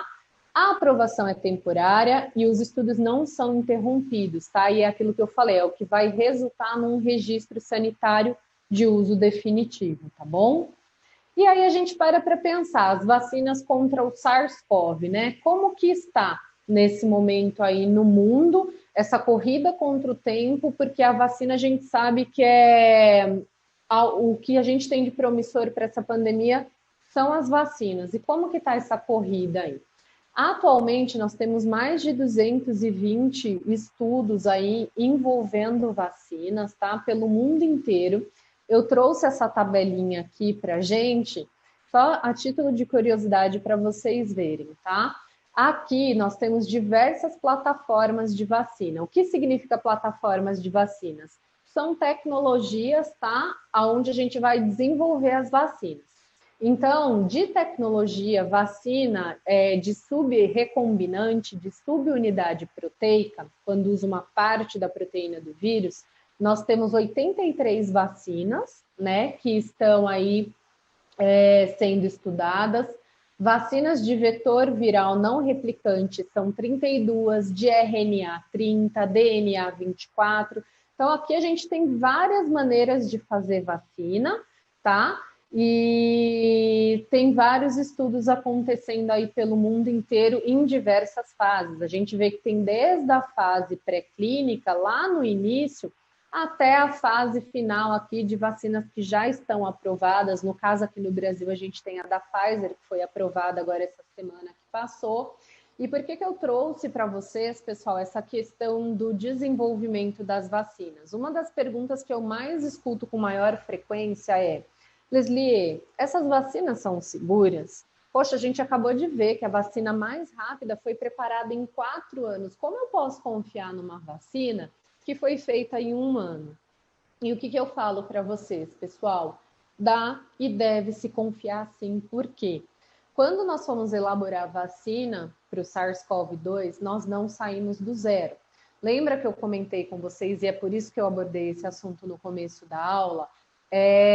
Nós não saímos do zero, porque quando nós tivemos o surto de SARS-CoV-1 lá em 2002 e depois do surto em 2012 de MERS, né, que é o coronavírus do Oriente Médio, já tinham sido estudados esses vírus, já tinha até sido elaborado, testado vacina para esses vírus, tá? Só que isso não foi para frente porque simplesmente os vírus sumiram, eles saíram de circulação. O SARS-CoV-2 é da mesma família deles, então a gente já tinha muito material, a gente já tinha muita coisa aí pesquisada, até como fazer vacina a gente já tinha. Então, o que a gente precisou? Detalhar a estrutura do SARS-CoV-2 e entender qual a parte a gente usar para fazer vacina, porque muita coisa, muita informação a gente já tinha. Nós não saímos do zero, tá? Esse é um ponto, quando as pessoas questionam a rapidez da elaboração dessas vacinas. O segundo ponto, pessoal, é que nunca, no mundo inteiro, houve tanto investimento de mão de obra, né, quanto investimento financeiro para poder fazer um produto. Então, o mundo inteiro está voltado para isso, muito dinheiro, muitas pessoas voltadas para poder desenvolver essas vacinas, tá? Esse é um segundo ponto. O terceiro ponto, uma fase muito crítica quando a gente está desenvolvendo um estudo de pesquisa clínica, é o recrutamento desses voluntários. Já participei de vários estudos e é muito difícil toda essa parte de recrutar as pessoas. É uma parte que acaba demorando muito, tá? Então, nesse caso, o que não faltou foram voluntários. Nós tivemos muitos voluntários para essas vacinas. Então, a gente não precisou ficar com aquela etapa, né, de orientar, de recrutar voluntários. Esse é um terceiro ponto. E um outro ponto que eu posso citar para vocês, as questões burocráticas, né? A gente sabe que, principalmente aqui no Brasil, leva-se muito mais tempo para avaliar os documentos, para poder registrar. Então, tem essas questões burocráticas aí. Então, tudo isso colaborou para que essas vacinas saíssem em tão pouco tempo. Por isso que eu falo, é seguro e dá para confiar, porque nós não partimos do nada, tá bom? E aí a gente vai falar, eu vou citar aqui para vocês as principais vacinas, que vocês viram, são mais de 220 estudos de vacina. Nós temos aí diversas maneiras de se fabricar vacinas, só que eu vou trazer para vocês, para o COVID, para o SARS-CoV, quais as principais vacinas, né, plataformas que estão sendo utilizadas mediante as vacinas que a gente mais tem escutado aí falar, tá bom? Dentre tantos tipos, né, tantos tipos de produção de vacina, 4 têm tido um grande destaque, né? E cada uma delas tem uma forma diferente, sim, de induzir o sistema imunológico e proteger da infecção. E eu vou falar sobre esses 4 tipos aqui com vocês, tá? Vírus inativado, que é super conhecido, é acho que metade das vacinas que nós temos hoje é feita através desse método de vírus inativado, então nós já estamos super familiarizados com esse método. Através de proteínas, né, de recombinação aí de DNA, as vacinas genética e vetor viral, que são 2 novidades que até então nós não tínhamos vacinas aprovadas. Já tinham sido feitos testes com vacinas genéticas de RNA e vetor viral, mas elas nunca conseguiam passar da fase 3 de estudo, porque a eficácia delas não atingia o mínimo estabelecido, coisa que a gente já viu vacina sendo aprovada com eficácia excelente agora na pandemia aí, tá? Então vamos lá. Eu vou falar um pouquinho dessas vacinas, vou começar pelo vírus inativado. O que é essa vacina de vírus inativado, pessoal? Essa vacina, ela contém o vírus morto ou parte desse vírus. Você pega o vírus, passa por alguns processos, ou físico ou químico, né? Elevação de temperatura, ou algum produto, formaldeído, você vai matar esse vírus, mantém a estrutura dele, tá? Para poder fazer a sua vacina, ou simplesmente eu vou pegar parte desse vírus para poder fazer a minha vacina. Exemplos de vacinas que já existem assim, hepatite a vacina da gripe, tá? São feitas aí com vírus inativado. Exemplo de vacina para o SARS-CoV-2, a Coronavac, a Sinovac, que é a primeira vacina que entrou aqui para a gente no Brasil, tá? Ela usa essa plataforma, que é aquilo que eu falei para vocês, é a mais conhecida que a gente tem para fazer vacina. Quando eu penso em vacinas de proteína, são vacinas de subunidade. O que significa isso? Eu vou utilizar uma proteína que tem no vírus ou uma parte dessa proteína, no caso a proteína spiker, né? A gente ou utiliza ela inteira ou parte dela para fazer vacina. Exemplos de vacinas que utilizam essa plataforma: hepatite B e HPV, tá? Exemplos de vacina de SARS-CoV que estão também seguindo essa plataforma. Por exemplo, a vacina da GSK e da Sanofi Pasteur. Elas utilizam DNA recombinante. Aí a gente entra nessas 2 plataformas que são totalmente novas para a gente, que eu comentei com vocês, que são vacinas de RNA, tá? Como que é feita essa vacina? Ela vai utilizar uma parte, mas não da proteína do vírus, ela já vai lá no material genético desse vírus. Então, ela tira uma parte do material genético, eu vou pegar essa parte que me interessa do material genético desse vírus, vou colocar dentro de uma molécula. No caso dessas vacinas que a gente está vendo, é dentro de uma molécula de gordura. E aí você introduz esse RNA dentro dessa molécula de gordura, tá? Faz a sua vacina e aí você aplica essa vacina e ela vai induzir a formação de anticorpos, tá? Então, até hoje nós não tínhamos nenhuma vacina com essa tecnologia, né? Nenhuma ainda tinha sido liberada e hoje nós temos a vacina da Pfizer, né, com a BioNTech e a da Moderna, inclusive a da Pfizer já tem até registro definitivo aqui no Brasil, tá? Então, essas vacinas dessas 2 farmacêuticas aí, elas trazem para a gente uma super inovação que até então nós não tínhamos, tá bom? E uma outra plataforma, né, uma outra maneira da gente fazer vacinas, que é totalmente nova, já tinha sido testada em várias outras doenças, vários outros vírus, e a gente não tinha conseguido uma eficácia boa desses produtos, não foram aprovados, são vacinas de vetor viral, tá? Como que é feita essa vacina? Ela vai utilizar um vírus modificado, qualquer vírus que tenha aí na natureza, e esse vírus ele é modificado e ele não vai causar dano para os seres humanos, tá? Então, nesse vírus que eu modifiquei, eu vou introduzir um material genético do SARS-CoV dentro desse vírus, vou fabricar a minha vacina e aí administro também para produzir a imunidade. Então, eu vou usar um vetor, eu vou usar não uma molécula de gordura, que nem a gente viu das vacinas de RNA, eu vou usar um outro micro-organismo, um vetor viral, para poder transportar a minha vacina aí, tá? Então, também nenhuma outra vacina a gente tinha tido até então com essa tecnologia. Hoje, para as vacinas do SARS-CoV-2, nós temos as vacinas da Oxford com a AstraZeneca, nós temos a vacina do Instituto Gamaleya, que é a vacina russa Sputnik, e a vacina da Janssen, tá? São 3 exemplos de vacina que utilizam essa plataforma inovadora aí. Como são muitas vacinas, eu selecionei as principais para a gente debater um pouquinho sobre cada uma delas aqui, tá bom? As características das principais vacinas. Então, eu vou falar sobre essas principais vacinas aí. Vamos começar pela vacina da Pfizer, que é uma das vacinas que a gente mais tem escutado falar. Então, a vacina da Pfizer, ela é totalmente inovadora, ela vem, né, com esse RNA mensageiro aí, é uma vacina de RNA. Qual o status dela aqui hoje no Brasil? Ela foi aprovada agora dia 23 de fevereiro para uso definitivo, ela nem entrou com uso emergencial. Ela tem uma eficácia de 95%, tá? A gente vai discutir um pouquinho sobre eficácia. Esquema de vacinação. São 2 doses com intervalo de 21 dias entre a primeira e segunda dose, tá? Ela é recomendada dos 16 aos 85 anos. É uma das poucas vacinas que fez estudo até essa faixa etária de 85 anos, tá? A maioria dos 18 aos 60 anos, então ela tem esse diferencial também. Ela já foi testada para esse grupo, tá?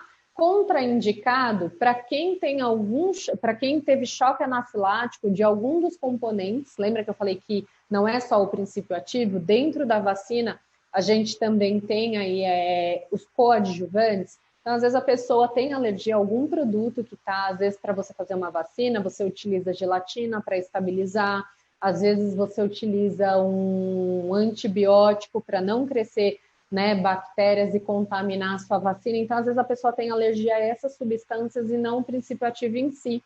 Então, ela é contraindicada para quem teve choque anafilático de algum dos componentes da vacina, principalmente o polietileno glicol, tá? Ou fica contraindicada para quem recebeu a primeira dose e apresentou uma reação a nível de choque anafilático. É o único caso que a gente vai contraindicar uma vacina, tá? Quando a pessoa tiver um choque anafilático. Fora isso, reação alérgica, algumas coisas mais leves, não vai fazer com que a gente não dê a segunda dose. O armazenamento dessa vacina é a menos 70 graus, tá? O que dificulta muito para a gente, porque hoje a gente trabalha com vacinas de 2 a 8 graus positivo. E aí eu tenho uma vacina menos 70 graus. É complicado esse transporte aí dessas vacinas, tá bom?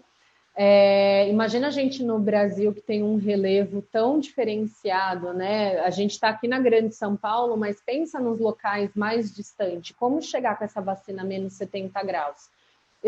Saiu uma matéria ontem falando que sim, o Ministério da Saúde fechou a compra de algumas doses da vacina da Pfizer, mas assim, acaba acarretando várias outras coisas. O valor dessa vacina é uma das mais caras. Cada dose sai por R$ 103,90 aproximadamente. Lembrando que são 2 doses para imunizar. Para transportar, eu vou precisar de super refrigeradores, que chega a menos 70 graus.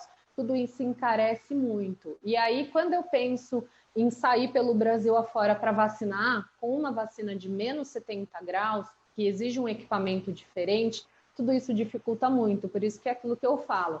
Não adianta só ter um produto que ele apresenta uma eficácia boa. Ele tem que ser viável, eu tenho que ter uma logística que vai fazer com que eu chegue com essa vacina num bom estado para que eu possa vacinar o meu paciente. Às vezes eu adquiro uma vacina com 95% de eficácia, mas a gente falhou no processo de transporte, logística, armazenamento dessa vacina por conta de tudo que ela exige que é diferente.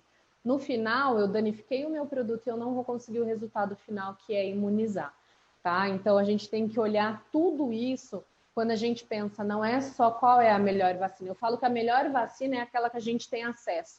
É aquela que, quando chegar a minha vez, vai ser aplicado em mim, tá? Porque tudo isso a gente tem que ficar atento.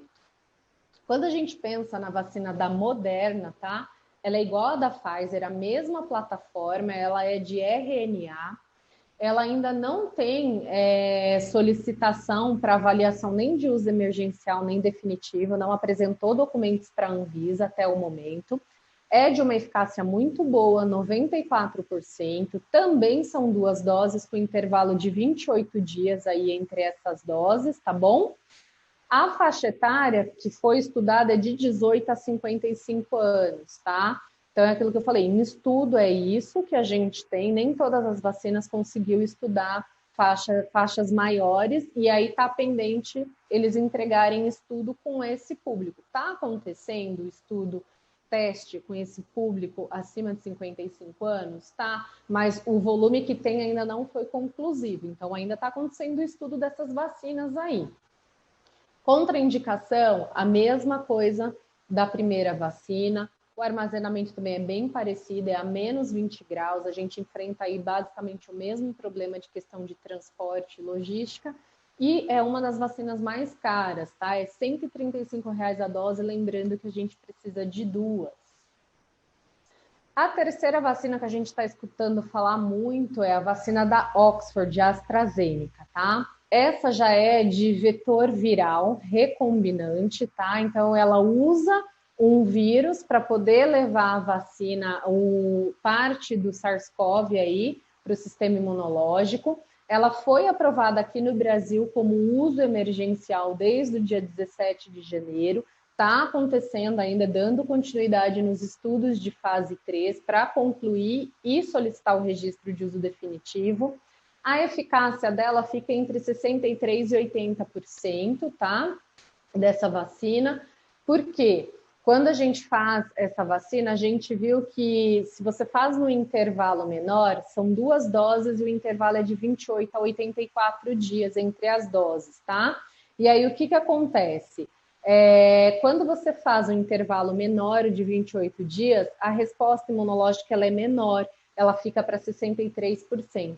Por isso que para quem está recebendo a vacina da AstraZeneca, tá aí a segunda dose não para daqui 28 dias, é para dali 3 meses, onde a gente vai ter uma resposta melhor, de 80% aí de proteção. A gente tem que tomar cuidado com os intervalos das vacinas, porque até nisso interfere, tá?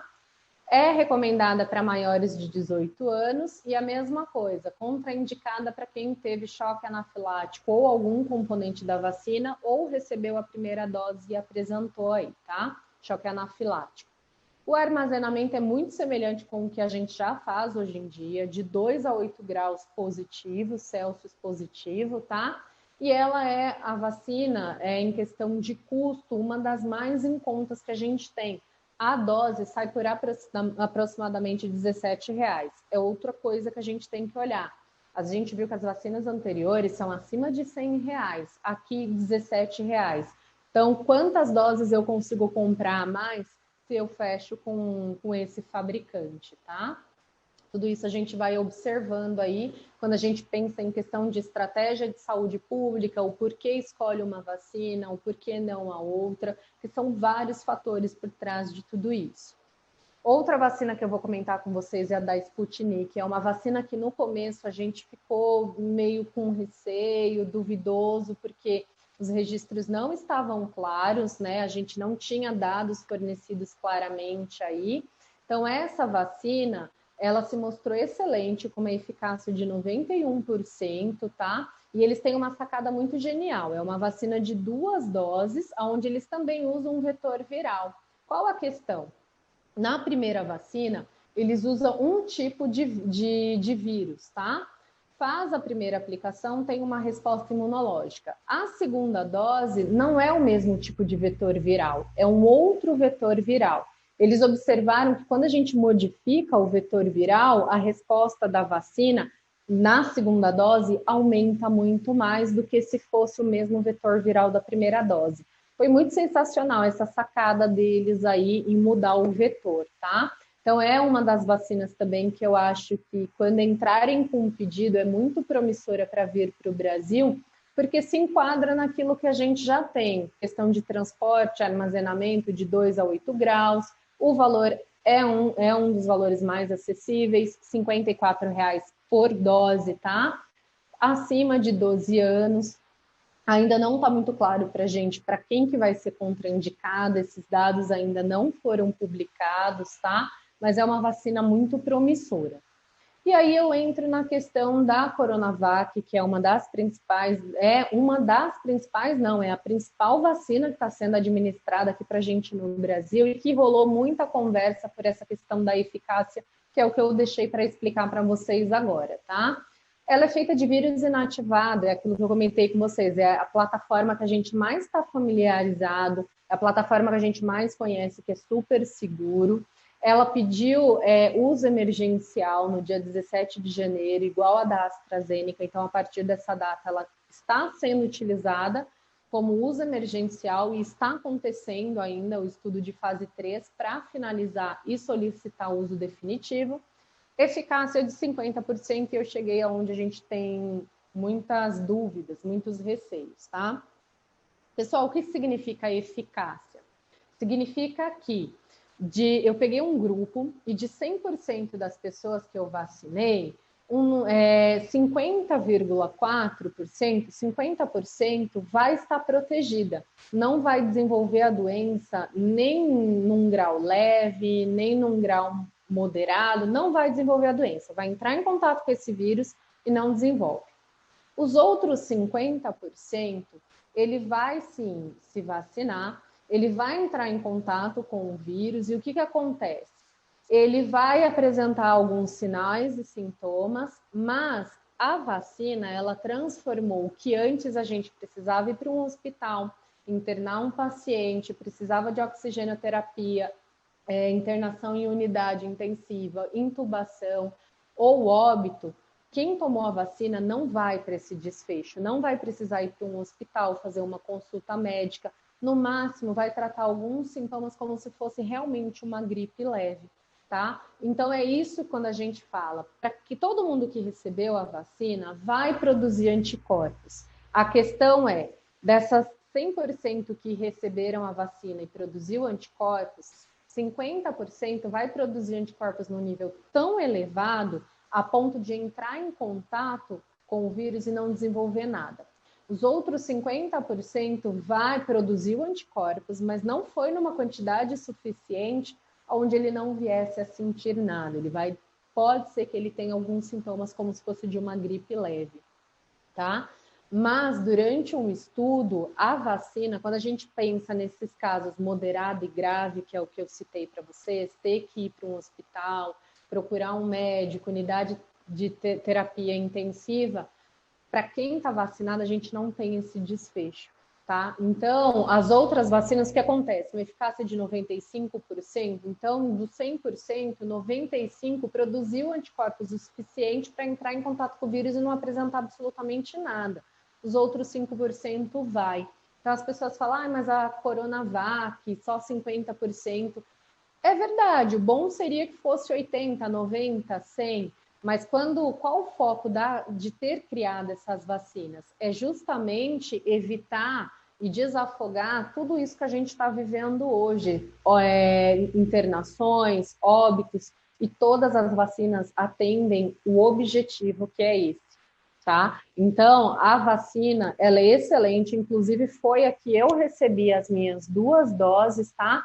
Então, mais para frente, mas eu quero fazer a da Pfizer, eu quero fazer... Mais para frente, quando a gente tiver muitas vacinas e puder escolher, fica à vontade para fazer o que for, né? A vacina que você quiser. Mas nesse momento, onde a gente tem uma escassez de vacina a nível mundial, a gente fala que o Brasil está atrasado nas questões de vacina, quando comparado com os outros países na Europa, mas tem muitos países vizinhos nosso que, num congresso, perguntou para os representantes do Brasil: quando vocês vão começar a enviar vacina para a gente? Eles não têm perspectiva nenhuma de quando eles vão se vacinar, né? E a gente está nessa luta que, nossa, nós estamos atrasados para se vacinar. Então, as coisas estão caminhando. Realmente, o processo de vacina, fabricação, sempre foi um problema, né? A gente nunca conseguiu ter vacina para atender toda a população, não é só nesse momento que está acontecendo isso, tá? Então, era isso que eu queria explicar sobre questão de eficácia para vocês, e eu deixei para falar na Coronavac, que é o que mais acaba rolando aí as dúvidas. São 2 doses, intervalo de 14 dias entre essas doses. O estudo dela ocorreu para pacientes de 18 a 60 anos, só que a gente vacina pacientes acima dessa idade, sim, tá? Não mostrou que causa algum dano, a gente vai continuar vacinando. Mesma coisa, vai ser contraindicada em caso de choque anafilático dos produtos, alguma substância, ou quando recebeu a primeira dose. O armazenamento dela, de 2 a 8 graus, é o que a gente já tem aqui, é super fácil da gente armazenar, transportar, e o valor de R$ 59,90 cada dose, tá? Temos uma outra, e a última vacina que eu vou trazer para vocês, também recombinante de vetor viral, que é a vacina da Janssen, tá? Qual a diferença dessa vacina aí? Ela ainda não tem solicitação nem de uso emergencial nem definitivo aqui no Brasil. Eficácia dela varia de 66% a 85%, por quê? Essa vacina pode ser aplicada 1 ou 2 doses. Aplicou uma dose, 66% de eficácia, a segunda, 85%. Então, a discussão que está tendo é que de todas as vacinas para a Covid, essa é a única que provavelmente vai ser dose única. Com uma única dose, a gente já chega numa proteção de 66%, que é o que a gente está precisando para o momento de emergência, que é o ideal, né? É melhor eu ter uma vacina de uma dose só, que eu já vou vacinando todo mundo, do que precisar de duas doses de uma vacina. Então, esse é o diferencial dessa vacina aí. Os estudos estão acontecendo de 18 a 85 anos, contraindicação não está disponível, o armazenamento de 2 a 8 graus e o custo também é acessível, tá? R$ 55,00 a dose. Aqui, só para comentar com vocês, a gente já tem um plano nacional, né, que já começou a acontecer aí no comecinho de janeiro. E por que foi estruturada assim, pessoal? Por que esse é o grupo, né? Trabalhadores da área da saúde, pacientes acima de 60 anos. Quando a gente para ver os casos de óbitos no Brasil, 77% dos casos de óbito está nesses 2 grupos, pacientes acima de 60 anos e profissionais da área da saúde. Por isso que cada país ele tem o seu plano, a sua estratégia de vacinação, mas a grande maioria partiu para esse lado, tá? A gente vai acabar focando a vacinação nos grupos que estão sendo mais atingidos. E aí a gente tem, né, pacientes com comorbidades, e aí vai saindo a classificação de acordo com o calendário aí que vai acontecer as vacinações. Teve na Indonésia, ela fez totalmente diferente. Ela começou a vacinar a população jovem, não os idosos, não os profissionais de saúde. Por quê? Lá eles entendem que os jovens é quem mais circula, quem mais está andando e é quem mais entra em contato com o vírus e dissemina.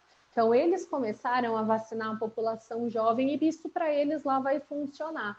É diferente da gente aqui. A gente tem uma população jovem muito maior do que a população idosa, muito maior do que a população de profissionais da saúde. Então, até vacinar toda essa população jovem para depois ir para o grupo de risco, seria muito tempo e causaria um dano muito grande para a gente. Então, tudo isso que eu estou comentando com vocês, questão de qual vai ser a vacina, transporte, armazenamento, como que é o meu público, o perfil das pessoas, tudo isso é tudo muito bem pensado quando a gente vai montar uma estratégia de saúde de vacinação, tá? Aqui, a título de curiosidades, hoje a gente tem no Brasil mais de 8 mil doses aplicadas da vacina, tá? Aqui a gente vê por faixa etária nesse gráfico, a primeira dose, mais de 6 mil pessoas receberam já as 2 doses da vacina, e 1,6 milhão, né, de pessoas, e 1 milhão de pessoas, quase 2 milhões aí já receberão as 2 doses, tá? Então, aqui nesse gráfico, a gente vê a divisão por faixa etária. O que a gente vê em rosinha é a Coronavac, em azul é a vacina da AstraZeneca, e aqui a gente vê nesse gráfico a população dividida por idade. Então, quem mais recebeu vacinas foi a população acima de 80 anos, tá? Que foi bem por aí que o nosso plano começou. Aqui nesse segundo gráfico, a gente vê as vacinas que foram aplicadas nos estados. Então, a vacina, a gente vê que o estado onde mais recebeu dose foi aqui em São Paulo, onde a gente mais vacinou a população, seguido por Minas, depois Rio Grande do Sul, tá? Só a título de curiosidade. E aqui a gente vê que de quem recebeu a vacina, mais de 5 milhões dessas pessoas que receberam é do público feminino, 2 milhões do público masculino, e eu acredito que isso está muito voltado, pessoal, com a questão, como nós estamos vacinando profissionais da área da saúde, tem muito mais mulheres. Se a gente pensar, vamos supor, na equipe de enfermagem, é composto por muito mais mulheres. Isso justifica aí essa diferença entre os sexos, tá? E 73% das vacinas, né, que já foram administradas é da Coronavac, 26% é da AstraZeneca. Então, a Coronavac é o que realmente mais tem dominado aí pra gente, tá? E aqui a gente falando, pessoal, em imunidade coletiva, tá? O que é imunidade coletiva?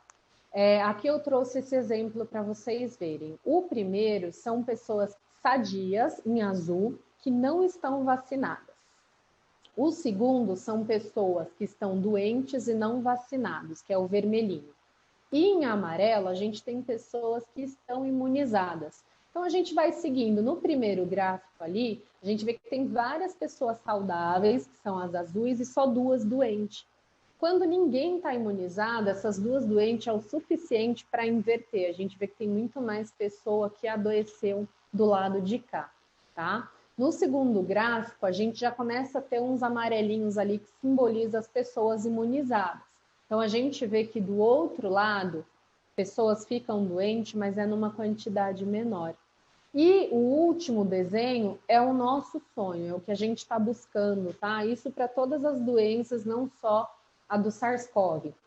Mas, assim, quando a gente vê muitas pessoas imunizadas, uma ou outra que não pode se imunizar por algum motivo, entra em contato com quem está doente, poucas pessoas vão adoecer. Porque quem está imunizado é aquilo que eu falei, vacinar é me proteger e formar uma barreira de proteção para quem não pode se vacinar por algum motivo. Isso a gente chama de imunidade coletiva ou imunidade de rebanho, né? Tem vários nomes na área da imunização. O que significa? Quanto mais pessoa vacinada, menos vírus, menos bactéria eu vou ter circulando, né? Esse vírus, ele vai circular, chega numa pessoa que está vacinada. Ele não consegue dar sequência. O outro vírus chega em outra pessoa vacinada. Então, vai formando barreira e vai diminuindo a circulação, tá? Então, vacina, para mim, só não se vacina quem realmente não puder por algum motivo que seja justificável. Fora isso, todo mundo precisa se vacinar para proteger aquele paciente que não pode. Do do SARS-CoV, a gente precisa de uma imunidade aí de 70% a 80% da população imunizada, tá? Para a gente conseguir barrar a circulação desse vírus. Esse índice de 70% a 80% ele é determinado pela Organização Mundial da Saúde. Então, a gente viu que para a gente diminuir a circulação desse vírus e conseguir controlar essa situação, 80% da população mundial precisa estar vacinada. A gente tem muito trabalho para fazer, até porque a gente está vendo toda essa escassez de vacina aí, né? E quais os cuidados que devem ser mantidos? O que a gente vem fazendo até agora, questão de higienização das mãos, tossir, espirrar, porque o pessoal vai levar um bom tempo para a gente conseguir vacinar toda essa galera aí, tá? E até a gente conseguir fazer isso, a gente precisa, mesmo quem já está vacinado, precisa continuar se protegendo com todos os cuidados necessários, porque o vírus ainda circula, a gente ainda não sabe se quem recebeu a vacina ele entra em contato com o vírus e carrega ainda ele, a pessoa não fica doente, mas ela carrega o vírus nela e acaba espalhando para outras pessoas que não se vacinaram. Tem vacinas que a pessoa recebe e aí ela consegue eliminar o vírus, nem transportar o vírus ela transporta. A gente ainda não sabe o que acontece com essa vacina. Sem contar que nós temos hoje variantes, tá? A gente tem variante do Reino Unido, da África do Sul e a gente tem a variante aqui de Manaus. Essas variantes, elas estão se mostrando com uma capacidade muito maior de se disseminar, tá? E com isso, elas não têm se mostrado mais agressivas em causar uma doença mais agressiva, mas elas se espalham com muito mais facilidade. Com isso, a gente não consegue conter toda essa situação. Então, assim, eu estou vacinado para o SARS-CoV original, que foi o que aconteceu, o que surgiu a pandemia. Hoje, nós já temos variante dele. E tem vários estudos já mostrando que, dependendo da variante, dependendo da vacina, a vacina ela mantém a sua eficácia, só que reduz a eficácia da vacina. Nem toda vacina vai conseguir combater com a mesma eficácia essas novas variantes. Então, a gente precisa tomar cuidado que às vezes, eu me vacinei, eu não vou usar mais máscara, eu vou poder sair. Não, você tem que pensar que você tem que proteger quem ainda não se vacinou, quem não vai poder se vacinar, e você tem que se proteger porque a gente tem novas variantes circulando aí. Então, os cuidados continuam, tá? Aqui, depois, para quem tiver a curiosidade, joga lá na internet essa tabelinha aqui da Associação Médica do Texas e eles trazem para a gente esse gráfico, qual o risco de contaminação que a gente tem quando a gente se expõe em diversas situações, ambientes, tá? Vai do menos arriscado até o mais arriscado, que acaba sendo estar em bar, em locais com muitas pessoas. É bem bacana esse gráfico, tá? E aí é o que eu falo, vacinar é um ato de amor, então a gente precisa se cuidar e cuidar de quem a gente ama, tá bom? Então aqui eu vou começar a ler rapidinho as perguntas de vocês. Vamos lá. Ó, a Maria, ela perguntou, se o vírus sofre mutação, a vacina também tem que ser modificada? Maria, cai bem nisso que a gente comentou, bem nesse finalzinho agora, tá? Então, assim, tem vacinas, vamos supor, a vacina da Moderna e da Pfizer, foi feito estudos e a gente viu que ela consegue manter a mesma eficácia para essas variantes. Só que tem vacinas, por exemplo, se eu não me engano, não estou falando besteira, a da AstraZeneca, para o tipo de variante lá da África do Sul, ela cai a eficácia dela em 6 vezes, tá? Ela diminui em 6 vezes a eficácia dela.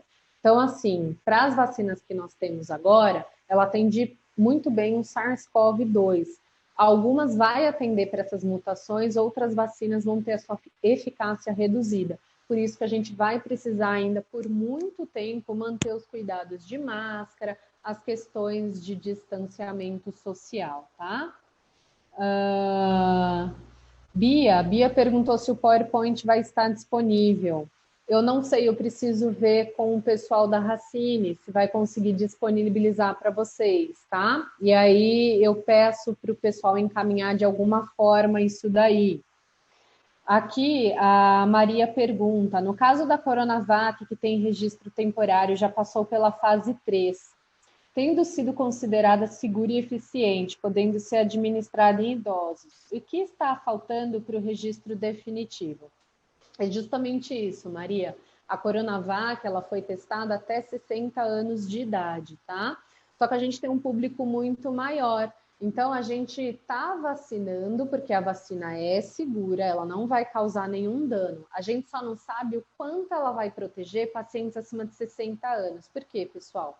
Conforme a gente vai envelhecendo, que a gente vai tendo esse envelhecimento e queda do sistema imunológico, a gente acaba também tendo uma menor resposta das vacinas, né? Então, o público idoso normalmente tende a ter uma resposta um pouco menor das vacinas. Então, a gente ainda não sabe se para um idoso vai manter a eficácia da vacina de 50% ou se vai ter uma queda. Então, é isso que a gente está aguardando. Está acontecendo o estudo, mas ainda não é num número suficiente para a gente fechar e definir se vai ou não, tá?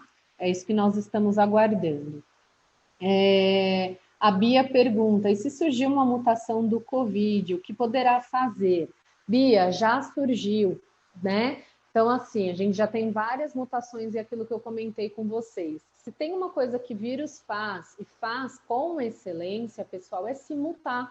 Então, o vírus ele vai mutando ali o tempo inteiro, só que às vezes são mutações que não traz nenhuma importância para a gente, né? Só que nesse caso a gente já pegou algumas variantes que sofreram mutações que mudou a estrutura desse vírus, ou ele se dissemina mais, ou ele se torna mais virulento, ou as vacinas não vão cobrir, e é isso que acontece. A gente está numa corrida contra o tempo aí, por isso que o ideal é a gente vacinar a maior quantidade de pessoas possíveis, porque quanto menos vírus circular, menos mutações vai tendo e a gente consegue conter essa situação. Então, quanto mais a gente vacinar, mais a gente consegue controlar isso daí, porque se começa a surgir mutações muito diferentes do que a gente elaborou as vacinas hoje, a gente não vai sair dessa situação tão cedo, tá? Então, vamos lá. O Luiz pergunta, qual é o produto de tradução de RNA das vacinas recombinantes de vetor viral? E se o produto da proteína Spike do vírus SARS-CoV-2, no caso da vacina da Oxford? Há alguma ideia ou expectativa de resistência viral? Em função da base de extração de RNA está relacionada à fração de tradução para a proteína Spike. Luiz, eu não consegui entender direito a sua pergunta aqui. Eu vou responder e se não for, me sinaliza, talvez eles me mandem isso por e-mail, tá? E aí eu explico para vocês. Eu não sei se a sua dúvida é se a vacina ser de vetor viral, se isso traz algum problema para a gente. O que está sendo usado é um adenovírus, tá? Que vem de um chimpanzé. E esse adenovírus, ele não causa dano nenhum, né? Na estrutura dele, ele não causa dano nenhum para o corpo humano. Então, o RNA é incorporado dentro desse adenovírus e aí a vacina faz a proteção que ela precisa fazer. Se vírus entra em contato com o nosso corpo, não traz nenhum dano, consegue carregar aí a molécula para a gente, a parte que interessa para a gente do SARS-CoV, para que a gente consiga fazer imunidade, tá? Eu não sei se é bem isso a sua pergunta. Se não for, eu peço depois, tem o meu e-mail aqui no último slide. Fiquem à vontade, manda para mim, porque nem todo mundo eu vou conseguir responder. Fiquem à vontade para me enviar, e aí, conforme der, eu vou respondendo para vocês, tá? Deveria se fazer o exame de anticorpos após 2 semanas da segunda dose de vacina, para certificar se adquiriu imunidade? A pergunta da Líria. Líria, não, porque o fato de eu ter anticorpos não quer dizer que eu estou protegida, tá? Lembra que eu falei que todo mundo que recebeu a vacina vai produzir anticorpos? A questão é, quem produziu anticorpos é numa quantidade suficiente para que eu entre em contato com o vírus e não desenvolva doença, ou é numa quantidade um pouco menor aí que foi produzido de anticorpos, onde eu vou entrar com o vírus, vou apresentar sintomas leves e tudo bem, tá? Então, não vejo a necessidade, não vejo por que fazer exame para ver se tem anticorpos ou não. E fica, aproveitando essa sua pergunta, da pergunta da Líria, fica uma outra questão, tá, pessoal? Quem teve Covid precisa se vacinar? Precisa e deve. Tem vários estudos mostrando que a proteção para quem teve Covid dura mais ou menos aí uns 5 meses, tá? Passou disso, começa a cair os títulos de anticorpo, a proteção de anticorpos que a pessoa tem, e ela volta a ser exposta do mesmo jeito. E para quem não tem essa queda de anticorpos, tá? Que consegue permanecer com uma quantidade suficiente para proteger, a gente tem as novas variantes, tá bom? Então, precisa fazer a vacina. O único cuidado que precisa ter vai fazer a vacina, tá com Covid, vai ter que esperar 4 semanas após a resolução do quadro de sintomas, tá?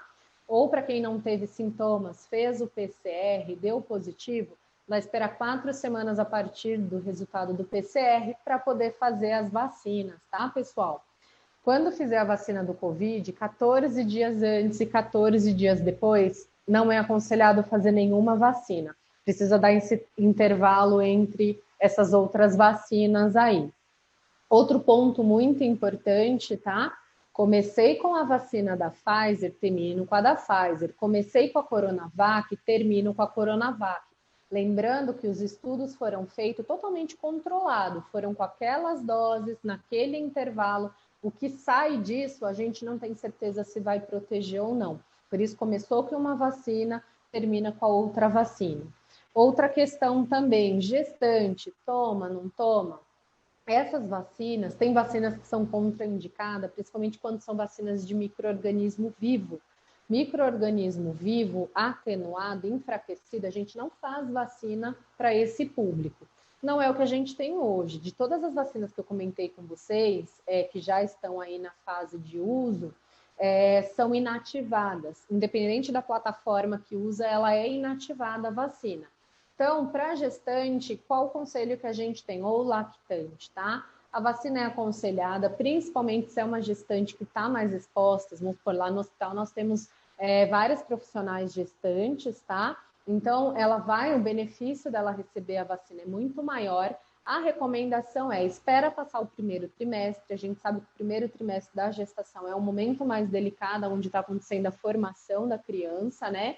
Passa o primeiro trimestre, a partir disso a criança já se desenvolveu, ela já se formou, ela vai só desenvolver. Então, faz a vacina depois do terceiro trimestre, normal, as vacinas têm se mostrado super tranquila durante o estudo. Aconteceu casos de mulheres que estavam grávidas, não sabiam, fizeram a vacina e tá tudo ok, tá? Só não é liberado para esse público porque a gente não faz estudo com gestantes, tá bom? E aí, para quem está amamentando, a mesma coisa. Vai fazer a vacina e continua amamentando. Vida que segue, não precisa interromper a amamentação, tá bom? Crianças, por enquanto, a gente não vai vacinar. Primeiro, que não é o principal grupo de risco, tá? E segundo, não é o principal grupo de risco. E segundo, que não tem estudos para esse público. Então, por enquanto, não é o que a gente vai vacinar nesse momento, tá? A Paty, ela pergunta se assintomáticos apresenta IgG e IgM positivo. Apresenta sim, Paty, porque assim, às vezes você não desenvolve sinais, não tem sintomas, mas o seu corpo está ali combatendo, entrou em contato com o vírus. Então, você apresenta sim IgG, dependendo da fase, né? Se for a fase aguda, o IgM alterado, fase crônica, né? Depois que passou o período aí da doença, o IgG é alterado, né? Então, se fizer o exame, vai apresentar sim, tá bom? Bom, quando a gente fala em pacientes imunodeprimidos, são vacinas seguras, então é recomendado para pacientes que fazem tratamentos oncológicos ou que têm alguma doença de base que cause imunossupressão. As vacinas são extremamente seguras também para esse público, tá? Então, pessoal, eu acho que é isso. Eu não sei se ficaram dúvidas, eu fico à disposição. Eu peço até desculpa porque eu super passei do tempo aqui, mas é que são muitas coisas para a gente abordar, tem muito mais coisa para a gente falar. É um assunto que gera muita polêmica, muita dúvida, mas fica o meu e-mail aí, tem o meu Instagram também, @imunize com Leslie. Tem os meus e-mails, e-mail da clínica, o meu e-mail mesmo, onde vocês podem estar entrando em contato e a gente vai conversando e eu vou conseguindo tirar as dúvidas mais pontuais, tá? Então, eu super agradeço vocês por estarem aqui até agora, toda a paciência, a atenção e me coloco à disposição. Muito obrigada e boa noite.